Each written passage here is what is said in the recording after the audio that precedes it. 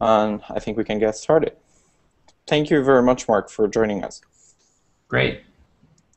So, Mark, you are currently a partner at GRP Partner, and you've in the past founded two companies, Build Online and Coral, which you've sold, the last one to Salesforce. So we thank you very much for being here today. And just before we start, we are sharing the link of this Hangout on Google+, Facebook, and Twitter. So everyone is welcome to join and ask their questions. You can ask these questions directly on the Hangout or by commenting on the different posts. So, Mark, thank you very much for joining. Thanks for having me. And why don't you take a few seconds to introduce yourself and tell us a little more about what you're currently doing? Great. So, as you already said, Mark Suster, GRP Partners. I'm based in Los Angeles. Maybe what's unique about me, I grew up in Northern California, so I know the Northern California culture very well. I built a company in Silicon Valley and sold it to one of the most prominent companies in Silicon Valley, Salesforce.com. But I also lived and worked abroad. I've lived in 6 countries. I've worked in 9 countries. I lived abroad for 11 years, including I lived in England, I lived in France, I lived in Spain, I lived in Italy. And Japan, and so I really have some first-hand experience with dealing with different cultures and the cultural norms. So my first company actually was a pan-European company. We had offices in many countries. I had to learn about local legislation, local culture. It's interesting. One of the things I just wanted to mention is what is the unique thing about the United States technology culture that leads the startup, I think, mentality worldwide in the tech sector, and that is an acceptance of failure.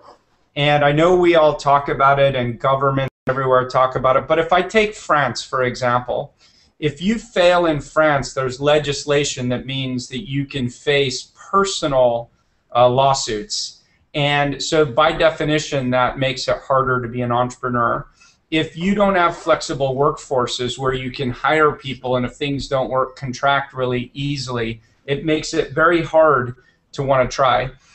If you have a government overreach, as we saw in the case of YouTube's recent attempt at an acquisition there, then it makes it really hard for entrepreneurs to want to stay. So we have a long history at GRP. You may not know, but GRP was founded by a Frenchman.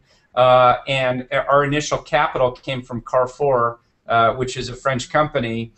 We have a long history of backing French entrepreneurs, and yet most of the time it's with U.S. companies. Also, I will tell you about England real quickly is what I found when I lived in London was an intolerance of failure. Somehow if you did a startup and it didn't work, it became harder to raise your next round of capital. People expected success. And the magic of Silicon Valley in particular is failure if done in the right way and if done ethically and if one tried very hard and didn't give up easily is oftentimes a badge of honor. And that's something that as societies we ought to encourage more of, is an understanding of failure and a tolerance of it. So basically these are the differences between Europe and the US. And did you see any differences within the United States, let's say between Los Angeles, the Silicon Valley, and maybe New York? Is it any different when you start a company in these cities? What a great question. Let me say this. I think there's almost a gradation from Europe to the East Coast to the West Coast. And the more West Coast you get, the more pioneers as Americans we were.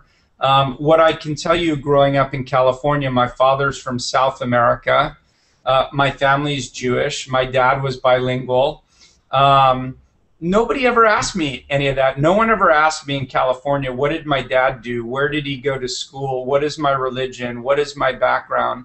I grew up 2 doors down from an African-American family and 2 doors down on the other side from a Japanese family.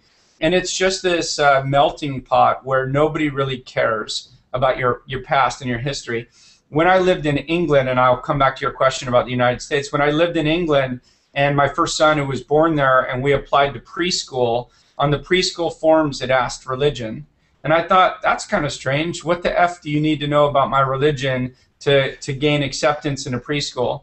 When I did business in India, so I did a lot of business in India, and on all the forms, because I was like the managing director of the Indian operations and we were going to be importing US hardware to establish servers in India, they wanted to know my grandfather's name and where my grandfather came from. Now, I understand the history of why this matters because, you know, collective knowledge of communities is what it took to establish whether or not you could trust people. But we need a firm break with those past, that heritage will be the antithesis of entrepreneurship. Now, I believe the East Coast of the United States is somewhere between there. You know, you have a lot more blue-blooded, you know, 10 generations of people, but not quite the same that you see in Europe. And I will tell you that the risk-taking culture of the Boston area in particular is not quite the same as the risk-taking culture in Silicon Valley. I think Silicon Valley is the extreme.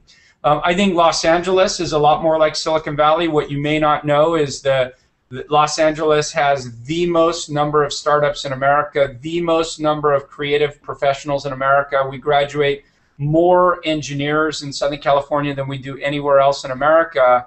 Now, our industry, our creative industry, as you probably know, is the content industry. You have film and television and print and advertising and the textile industry. It's a city full of entrepreneurs. And I think New York's pretty similar to LA in that regard. Thank you. For the people who just joined us, feel free to ask questions if you have any. If you want to ask your questions, you can jump in right now, or you can type your question in the chat bar on the right of the screen. So we've really seen the differences that you could find between Los Angeles, New York, and Europe. What would be to you the factors needed to create a healthy startup ecosystem? Because we can see that in Los Angeles you've got a great ecosystem of content creation. It's the same thing in New York. I think I would say that it's pretty it's pretty easy in New York to know people who are journalists. So if you have a startup, it might be easy to get press and let people know about your products. What do you think makes a city or a country great for entrepreneurship in general? Well, the starting of any entrepreneurial culture is that you have a large pool of people who want to be entrepreneurs. Everything else is supporting infrastructure, having capital, having education, having lawyers, having reporters and journalists, having conferences. All of these things are supporting infrastructure that aren't going to emerge unless you have great entrepreneurs. The challenges of New York, the challenges of LA, the challenges of London are twofold. Number one is that you have too many competing industries that pay very well, that draw talent away, and those industries like financial services in New York or London will pay great wages for engineers, and so you get people in very comfortable lifestyles who may be at the margin might have chosen to be an entrepreneur. So that's the unique challenge of New York and London. In LA, we have the same problem. I mean, we have the defense industry, we have Hollywood. The wages they'll pay are always going to be more than what a startup would pay. So those competing industries make it a bit harder. But we're seeing it. We're seeing it in New York. We're seeing it in LA. We're seeing, I think, after the 2008 crash and after the film The Social Network, and honestly, I believe the popularization of startups came after that film, even more so. I think people aspire to be entrepreneurs now, which is a great thing.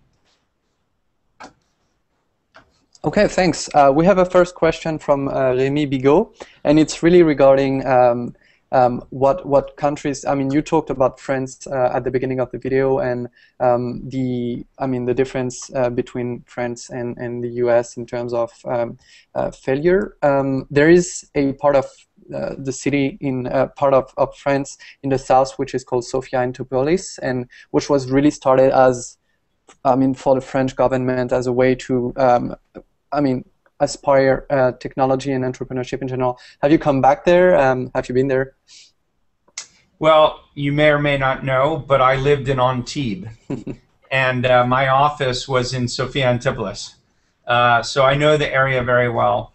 I'm told it's changed a lot since I left. I was there between 1995 to the middle of 1997. It wasn't so entrepreneurial back then. We had digital equipment and IBM and Anderson Consulting, and the main industry down there, as you know, was tourism, right? So it didn't really have that startup vibe back then, but I'm told that it's improved a lot, so I need to have a good excuse to come back and visit. Great. And jumping on that, Elaine, I think you have a question. Let us know. Oh, yeah, go ahead. Hi, Mark. How are you? Elaine is my name, and I'm part of an Irish female startup. And our challenge has been mainly to retain developers that are interested in our sector. And because I suppose Ireland and Dublin is very much games development at the moment, they keep running off to develop the next War of Worlds. And that has been our challenge, because we're building technology around the beauty industry and I suppose the female beauty opportunity. Have you any advice, hints or tips how to recruit and maintain our developers? Sure. And where in Ireland are you? We're based in the Digital Hub in Dublin. You know, there's an accelerator in Ireland, so we're based in the Digital Hub on the accelerator in Dublin. Well, first of all, it's a lovely accent. I like that accent a lot. I don't know if you know this, but my first company, our headquarters and our founding was in Ireland. It was outside of Dublin, so I used to spend a lot of time there. Yeah, that's right. So, listen, I don't know. It's hard for me to know the specifics of your unique challenges in attracting developers, but I'm just going to tell you bluntly my view, which is if you build a compelling product, and so here's the thing about engineers. Let me take it from a different angle than I was going to come. Engineers like to be challenged, and they don't want to be challenged on business problems. They want to be challenged technically. So the best way to attract engineers, the best way to retain engineers, is to allow your system to be built with very modern technology. They want to know that they're working with Ruby on Rails and MongoDB and a Hadoop database cluster on the back end, or HBase. They want to know that they can use Node.js, you know, so that they can develop, you know, server-side JavaScript skills. And that's what developers care about. So often I find the number one decision I think an engineer makes in joining a company, other than do I think it's an interesting idea, do I think they're going to survive, do I think it's going to be big, is who's the lead engineer. If you have a killer lead engineer that people aspire to work for, I think you'll be able to attract people. So I would start there. Once you have a killer, like chief architect, lead engineer, because everyone wants to learn. So they're saying, if I'm going to work for Ben or Sally or Susan or whoever it is, that person that they hold up in high esteem, I think you'll do much better on development. The problem is if you develop in old technologies, you know, let's say you're doing, I hate to say it, but like a lot of people are not attracted to .NET. You know, if you choose .NET as a platform, you'll definitely have legions of people who have that skills. The younger, more modern people probably won't gravitate towards it. So that would be initial thoughts. But really, what I was going to say is it comes down to the inspiration of the CEO, the founding team. If young people believe that this is somewhere where they're going to learn, grow, enjoy themselves, and it has a chance at making a bit of money, honestly, people are not afraid of the beauty category. They're not afraid of advertising. I can tell you I have funded 3 or 4 companies in the women's lifestyle beauty areas. And engineers, they don't think to themselves, do I want to do, I mean, some want to go to games and they want to go to telecoms or whatever, but they don't think to themselves, should I do beauty or should I do men's sports or whatever? They think, what technology do I get to work with? That though, you've sort of answered my question, because I do believe you have to have an interest in the sector you're working in, because the developers and the investors, you can physically sometimes see them switching off when we start talking, and I understand that, because I'm not interested in football, for example. So if you were developing some great startup that was involved in football, depending on what area of it I would be working in, I don't know whether it would be something I'd want to develop with somebody. But well, so Elaine, I know what you're saying. Elaine, I'm going to challenge that a little bit if I could. Okay. Let me split out investors and developers, and then I probably should move on to the next question. But on the investor side, investors want to fund anything that they think is going to make a lot of money, and it can be. We just funded a French entrepreneur who's in the lingerie category. He's building a company called Adore Me to compete with Victoria's Secret. And on the other side, we funded a healthcare information company called HDVI, Health Data Vision, and it's really technical, bureaucratic healthcare stuff. All we want is entrepreneurs that we think are going to make us money. Now, that said, when you approach investors, if they really understand what you do because they're passionate about football, or they're passionate about eyeglasses, or they're passionate about telecoms, or passionate about beauty, they're more likely to get it. So you may have more resonance with people who understand your category. But I'll tell you, on engineers, other than a thin veneer, let me call it 15 to 20%, who just want to do games or just want to do whatever, I don't accept your premise.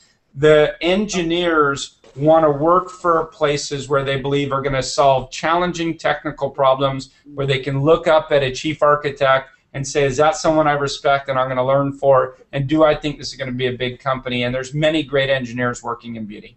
Okay, yeah, thank you. Sure, thank you.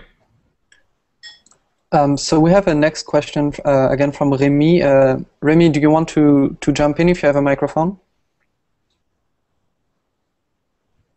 I'm not sure he has a microphone, so I'll ask the question. No, he can't. So he has a B2B company called Wimi. It's a cloud service, and basically they are in France right now and would like to enter the US market. What would be your pieces of advice for a startup wanting to enter this market? So is he able to type questions that you can see? Yes, basically it's on the chat bar on the right of your screen. So for some reason I don't see that chat bar. Let me just see. Oh, you need to click on the button on the left. There's chat. But so basically Wimi is a cloud service. Okay, great. So I see Remy wrote, no, I can't, sorry. Remy, if I could ask, is your objective to just sell your product and services in the U.S., or is it to raise money in the U.S.? Do you want to establish a team in the U.S.? What specifically is it you want to do? Because I could give you advice dependent on that. Only sell at the moment is what Remy said. So listen, selling in the U.S. market, it is, I'll just tell you how it is. It's significantly easier to sell in the U.S. market if it's a U.S. person selling. It just is what it is. And by the way, a charming French person would do just fine here. But it is easier if you have established network, established relationship. But U.S. companies, I think this is true all over the world, but to some extent they want to feel like it's like they're buying from a U.S. organization. So I probably would consider trying to establish a legal entity in the U.S., a U.S. office or front, maybe even have one local staff here, so that person can at least say, even if they're French, but in the U.S., they can go out and say, I'm part of the Dallas office or the L.A. or the San Francisco office, and make it seem like you're buying from someone local. That would be pretty important.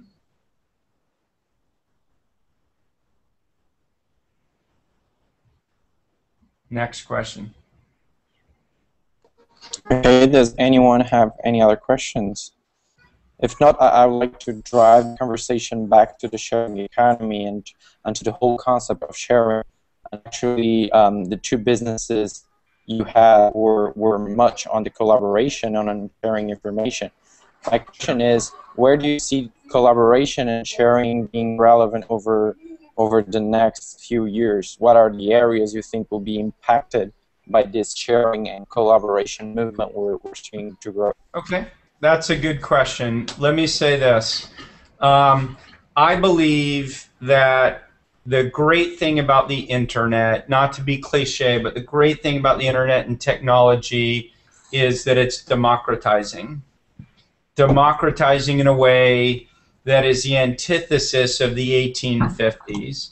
As we know, in the 1850s, we had the Industrial Revolution, caused people to want to aggregate in tight clusters around cities, and it favored capital. It favored people who could have manufacturing plants, have industry, and people who could invest in producing cars or producing machinery are the ones who extracted all the money. And so the workers were paid wages. The wonderful thing about the internet is the platforms are democratizing. You can be a developer in Grenoble, you could be a developer in Manchester, you could be a developer in Leipzig or in San Francisco or Austin, Texas, and you can build a business. Now, if you want to build a company that scales really quickly and becomes an enormous internet company, it's harder to do if you're not in a cluster where you can hire 500 or 1,000 developers and compete at scale. But if you want to create a business that does 20, 30, 40 million in sales per year and achieves great profits and becomes interesting, you can do it anywhere. And I think that's what's wonderful about what's going on. And that is part of the collaborative or sharing economy, whether it's collaboration in technology through places like GitHub or Stack Exchange, whether it's, think about the ability to get rid of physical boundaries in how you earn your living. Again, we've got this metaphor of a factory, but even in education, if you're a teacher and you can teach 40 people and you can be paid to teach 40 people and all you have is your time and your presence, you can earn a salary of X. But if you suddenly can teach 400 people or 4,000 people or 40,000 people and even charge a little small fee but collect fees from the masses, you could be in Bangalore and teach that class if you're an expert in a topic. And that's what's wonderful about the internet. Now, I see the sharing economy in the U.S. Because I'm a participant in it. I see, it started with places like Uber and Lyft and ride sharing. And I think this is wonderful that somebody who maybe could earn $15,000 a year in a part-time job can earn an additional $10,000 a year just driving people between tasks. I saw it in Tracy D'Annunzio, who's building a startup in LA called Tradesy, and she was able to rent her bedroom out and earn $28,000 a year on Airbnb that allowed her to work on her startup when she didn't have income to launch her company and raise capital. So there's another great LA company called Dog Vacay. Think about this, for people who have animals who don't want to put them in a kennel when they travel, now can leave them at the home of somebody and know that it's a real person looking after them. And that person who could be a student, they could be an artist, they could be a teacher, a policeman, fireman, can earn extra money just by looking at animals in their own house. And everybody wins in that equation. The person who wants their dog looked after, the person who wants extra money, and hopefully someone like Dog Vacay. So I'm very bullish about the sharing economy, the collaborative economy, because more than anything, it is a democratized economy, not a central economy. I'm going to answer, if I could, real quickly, a question that Remy wrote. Okay. Do I think that a lot of lobbies, governments will try to stop the sharing economy? For example, the problem of Airbnb in hotels in New York or Uber in Paris because of taxis. Listen, there's two sides to the equation, and I tend to be a pretty pragmatic person. I tend not to be technology must win in every argument. Listen, here's the problem. Number one is you have established trade guilds and regulations and rules for a reason. It exists for a good reason and a bad reason. The good reason is often exploitation of people. Anyone who lives in London knows that you had the black cabs, which had the knowledge. And so you could get in a black cab and you know you're going to be safe, you know you're going to get from point A to point B. And then you had something that were called gypsy cabs, which were people who were unlicensed and just pick you up on the street and they don't have a license. And the problem with those cabs were they led to a higher propensity for things like rape and robbery because they're unregulated individuals. Now, programs like Halo and Uber and Lyft try to solve that by information, by letting you know who is it that's picking you up and being able to protect you from that. But there's no question that you can't be 100%. So Airbnb, you know, if it's your actual room you're giving out, you just don't know the guest that's staying with you, so they can never catch all situations. Or even the ability of governments to be able to tax and making sure that someone is paying their taxes on income earned.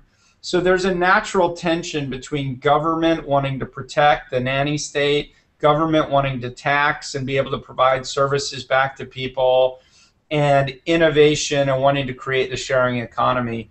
I tend to fall way more on the I want to see innovation, even if it comes with a little bit of pain, growing pain as we change things and we force legislation over this way. I think it's better for society, but I'm also not averse to hearing what are the safety issues and taxation issues and protection issues that matter. Okay, so before we move to our own question, Axel, I don't know how to pronounce your name.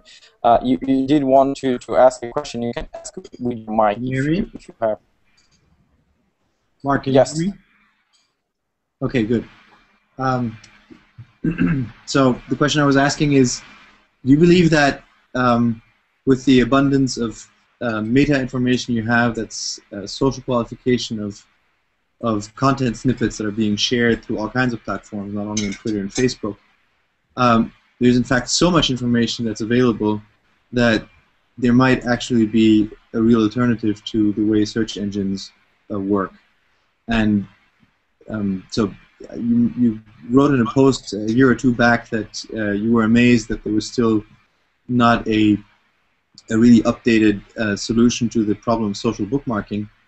And my question is, do you see that there's, is there still a space there to create another type of index or topic map by parsing all kinds of social feeds and then having different clusters of information that are more subjective and more dependent on events and geographic and social context? Thank you. Very good question. Listen, the topic of search is a difficult one. The challenge of search is how to aggregate enough of an audience to a central hub that wants to search, because the power of Google's brand is so enormous. What you probably know, you sound pretty well versed on the topic, is mobile is perhaps the first opportunity for breaking the hegemony of Google search. So increasingly in the United States, I can tell you what the applications are. When you want to go see a film on the web, you probably go to Google search bar and type the name of the film, whereas oftentimes in mobile you'll go to an application called Flickster and look for stuff on Flickster. On the web you might search Google for restaurant information. On mobile you probably start with Yelp. On the web you might search on Google. On mobile you're probably starting on TripAdvisor. And I'm sure in all of your countries there's the mobile equivalents, as well as these tools are probably international as well. But really search starts with the user, and how do you get a user to be aware of the brand and use the application. So I saw a lot of companies that tried to do federated search across Twitter, across Google, across your own private databases. Those proved harder. I don't know why, but they proved harder. whereas Twitter itself can be great at providing search within the Twitter context.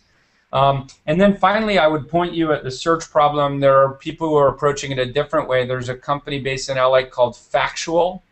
Factual is built by Gil Elbaz, who founded a company called Applied Semantics that sold to Google pre-IPO. And you know what I find the problem of search is not just the federated nature to it, not just as you pointed out, there's a lot more small clips of information that are not in pages and not indexed.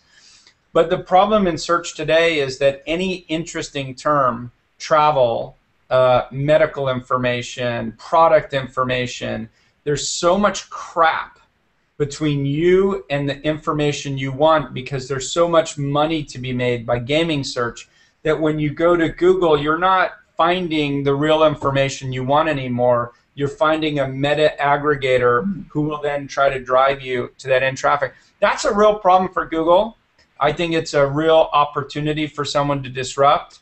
The idea originally of Factual is how do we crawl the web and not allow the search engine gaming, but just return the factual information that you want about restaurants and travel and medicine and all these topics. But I think there's a lot of chance for innovation in search. I don't know what's going to win, and anyone who really understands search who wants to present me with ideas, I'm all ears, including corporate search, email search. You know, I was very interested in Greplin for a while because Greplin was kind of trying to do what you were talking about. It was, I want to search my Gmail account, but I want to search my Twitter account and my Facebook, and I want a unified search for it all.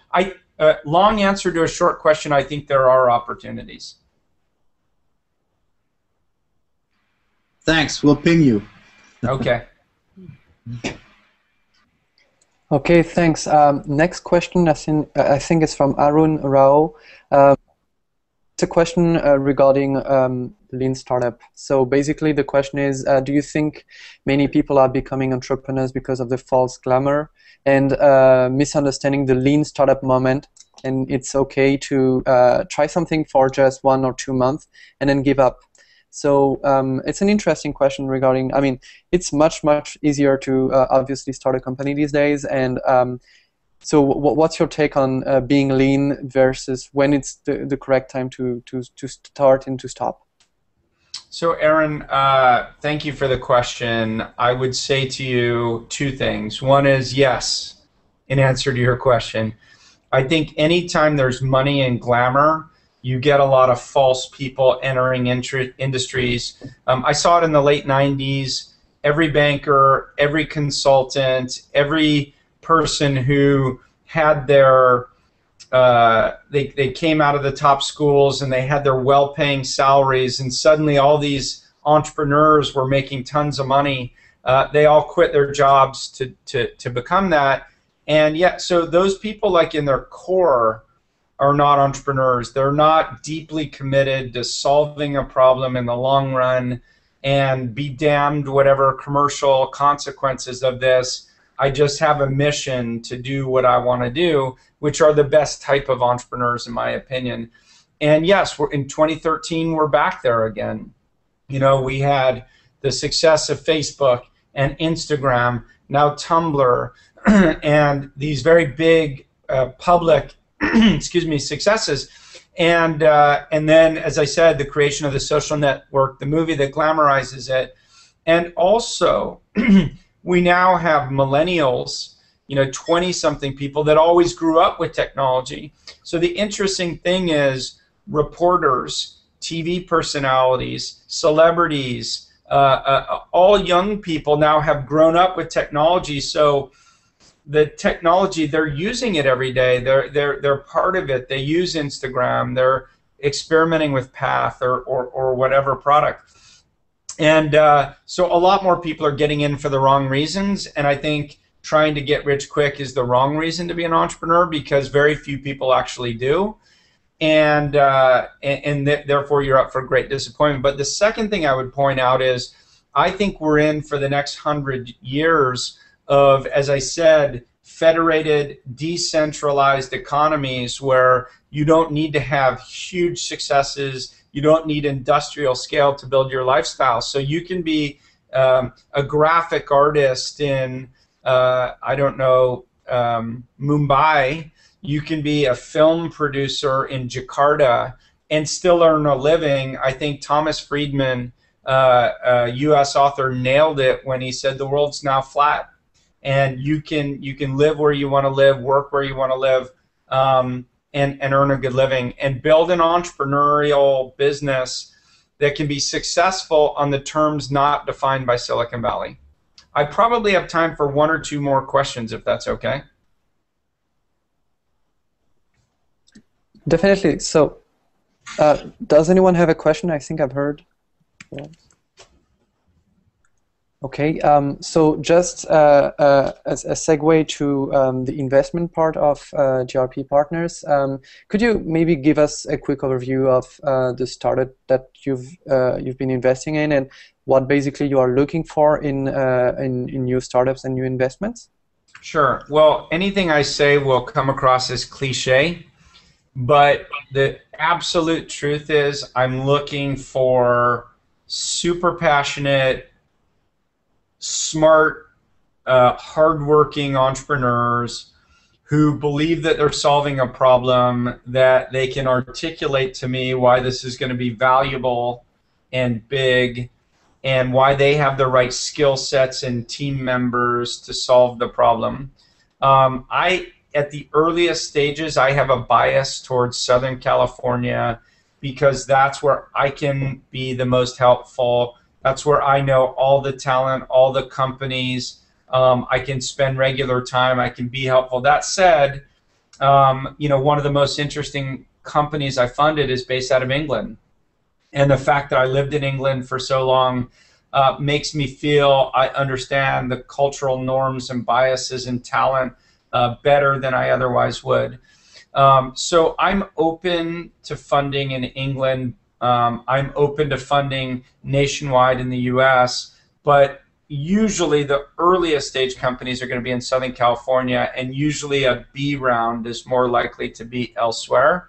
I have some reservations about funding French companies and German companies, and it's not the teams. If a team in France is willing to relocate to England or to the US, I'm more open to it. But French legislation is so unfriendly to investors that it's very hard for me to imagine continuing to make investments. We at GRP have done several investments in France and Germany in our past, and we've been burned by the French government, very badly burned by the French government. And so even though the founder of GRP is French, I know that he won't invest in France right now. That said, his last 3 deals were all French entrepreneurs in the United States. So we're open. I love funding immigrants. I love funding people who are first generation in the US. I especially love funding people from cultures in Asia and South America, in places where they're moving for better opportunity and more opportunity, where they aren't part of the establishment, because I think the best entrepreneurs are not afraid to challenge the establishment. And when you're part of the establishment, it's much harder to challenge it, because when you're part of the establishment, you tend to play by the rules. And I'm looking for rule breakers. I mean, Uber was so audacious because it was going so against the culture, the established norm of the taxi industry. But the guys just kind of said, F it, and they went for it. And I think that's great. So I'm looking for great entrepreneurial teams solving big problems that are hard. If it's obvious and sexy, I'm probably not interested. If it's obvious and sexy, it means I probably should have known about it 4 or 5 years ago when it was less obvious and less sexy. And it doesn't mean it's not going to be successful, but it means that I probably missed the opportunity. Fantastic. Thank you so much. So I think we'll wrap this session up. Thanks everyone for asking your questions. We'll be will be sharing one free ticket to the best question today, and we will contact the winner pretty soon on Google+. So please make sure that you are RSVP to this session. Mark, thank you again. You will be speaking at LeWeb on day 2. Yeah, if I could just say, I am speaking at LeWeb, but I also am spending 4 days in the UK during that week. I will be spending significant amount of time in and around LeWeb, and also I know that my portfolio company there, DataSift, is organizing some events. So kind of like South by Southwest in the United States, I'm making this LeWeb week for me, and I want to make myself available to anyone who'd like to meet. Great, because we'd like to meet you, Mark. Yeah, are you busy, Moose? Is that it? We're busy, Moose. We are. I saw that. I saw that. Find me. Send me a little tweet when I get there, and I'll make sure to meet up. Perfect. Great. Okay, we'll buy you a Thanks, coffee. everyone. So follow us on LeWeb and go get more information on LeWeb on www.leweb.co. Thanks, everyone, and thanks again, Mark. Great. Thanks.